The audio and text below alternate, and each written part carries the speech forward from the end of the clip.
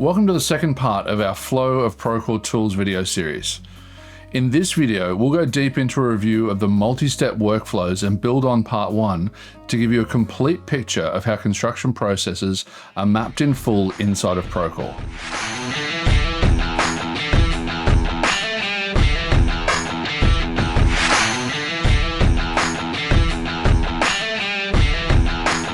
So now that we've looked at a range of tool-to-tool flows, as in a one-to-one connection, and crowned our king of connected tools with change events, let's look what we can do when we take it to the next level with multi-step workflows. By taking various examples of tool-to-tool flows, we can begin to build out a larger set of scenarios of how the flow of tools works inside of Procore to marry your real-world example of construction work. The first pathway we'll look at is starting with timesheets. You fill in your timesheets, that can be converted into day worksheets, which is essentially your due and charge for plant materials and equipment, and the day worksheet can then be converted into change events. Another example could be starting with drawings. You could be using a drawing, identify a particular design issue, and create a coordination issue from the design. That coordination issue, as it's being dealt with by the design team, can then also be converted to a change event to capture any financial impact as a result of the identified issue or the fix that was used to deal with that problem. And that change event, if it relates to a client expense because there's actually a change in scope, that can then be converted into a variation for the head contract. Or let's say you're doing an RFI and you identify something that needs to be dealt with as a side issue but connected to it. With that RFI, you could turn that into a correspondence item, and then potentially there is another issue that comes off that, so we could create a correspondence from that correspondence, and that from that correspondence, we could create a change event to manage the financial impact. All right, let's take this up a notch, and we'll recall the example somewhat similar to the one we had at the start of the video. You're starting with an inspection, and you identify a particular issue. Maybe it's a non-compliance issue, maybe it's defective work, maybe it's a safety issue. And you create an observation from the inspection item. Now you can also attach a photo taken live or something that you previously took to that observation. Now that observation, it might have a financial impact, so we can create a change event from that. Now if that change or that scope movement requires pricing from one of our subcontractors or suppliers, we can create a request for quote or an RFQ from the change event. Subject to the pricing coming in and resolving a number of items, that RFQ can then be pushed into a budget change, potentially to deal with an internal cost that we have to absorb some element of that change. Now, following from the budget change and from the RFQ, we could also then create that subcontract variation if there is a scope change, and that could be a subcontract variation or an additional variation to a purchase order or other type of commitment. And of course, at some point in the future, the invoice is going to come in, so we can then bring that into the subcontract invoice. So we've gone from inspection all the way through to the claimed invoice at the end of that process. All right, so let's bring all the functionality together to capture an entire end-to-end process in Procore. And this is going to seem like a lot, but the point here is to get comfortable that the processes that you have natural pathways or flows, as we're calling them, through Procore. So let's look at some of those, building a bit of a bigger scenario with more and more detail. So let's start with an action plan. We build out an action plan, potentially it's already built as our action plan template, going to save us a ton of time. And we have a variety of records that we need to do or execute to justify and complete that action plan that's been done. Whether it's a ITP for quality or something else, action plans are used for a whole range of things.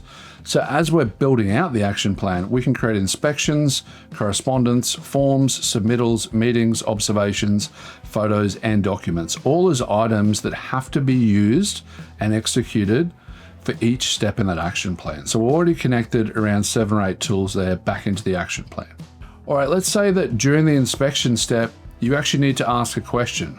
So we actually can create an RFI from the inspection, and that maybe that RFI then generates the need for a correspondence to ask for further clarification or just to communicate with someone else. And then based on the information from that correspondence and potentially the RFI before, we might need to match the financial impact or marry that through with a change event, which we can create from the correspondence. Or you might also have an observation in the process of executing your action plan and realize that you actually need to create a defect off that observation for specific action by one of the trades on the site. That can be done as well.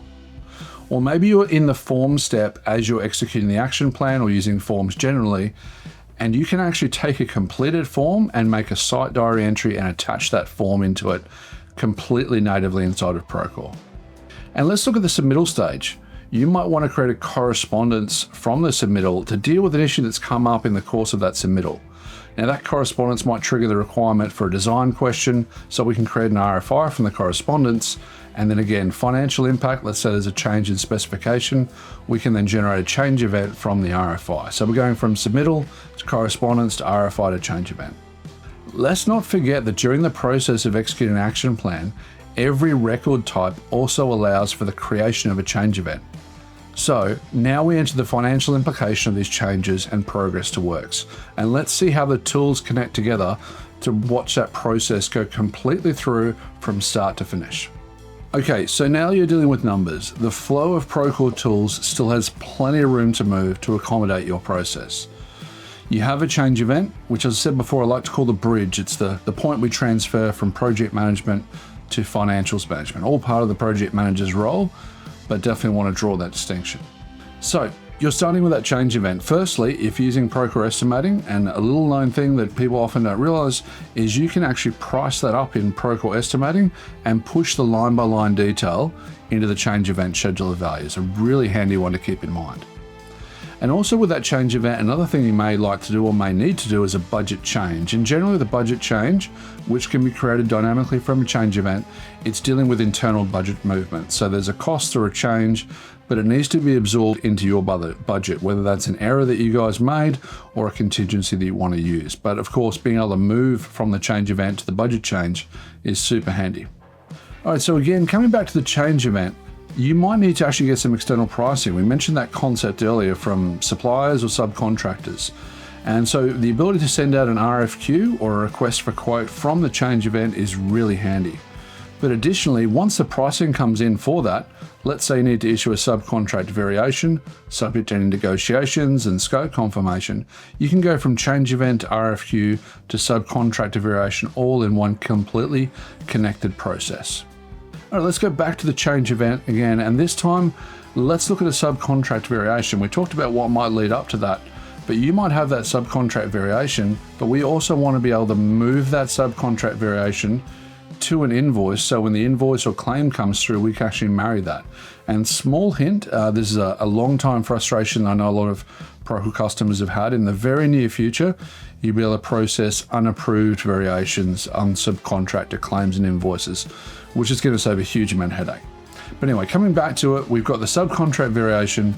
We've moved it over to claim it on the invoice, but we can also, if you're using the head contract pre-filling feature, you can pre-fill the client head contract claim with information from the subcontractor's variation and invoice as well. All right, coming back again to change events, we also might want to deal with a head contract variation, and the client might have a specific change they want to have, which will result in a variation.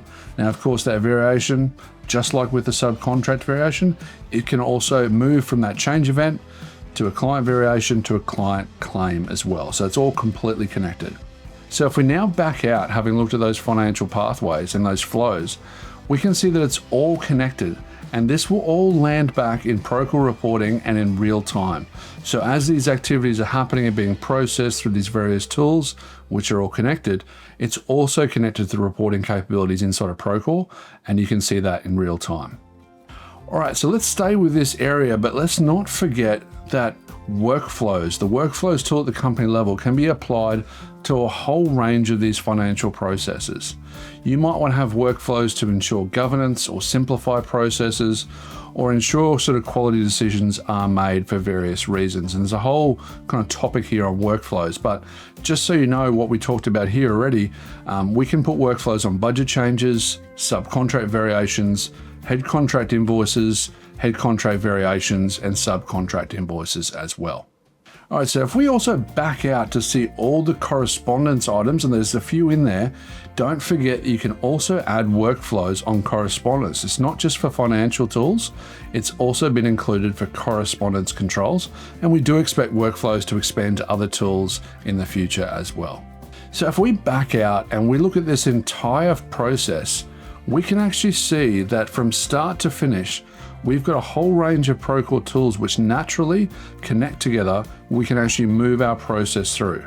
We've covered off project management, safety management, and quality management, as well as financial management and reporting and workflows, all connected together. Thanks for watching part 2 of the Flow of Procore tools. In this video, we went deep into multi-step workflows inside of Procore and how to marry your construction processes to those multi-step workflows inside of Procore. Join us for a next video where we'll run over a number of universal features across Procore that can enhance the flow of Procore tools.